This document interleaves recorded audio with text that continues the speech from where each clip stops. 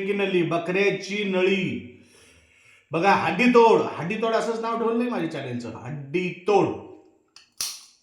ऐकलं? हे बघा,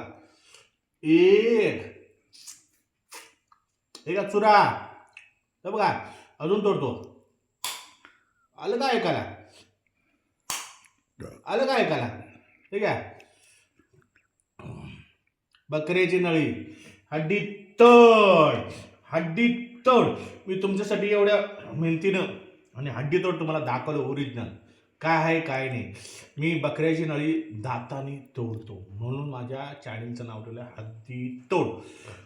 तरी तुम्हाला सगळे विनंती, फॉलो करा, फॉलो, सबस्क्राईब, शेअर आणि लाईक कमेंट जरूर करा.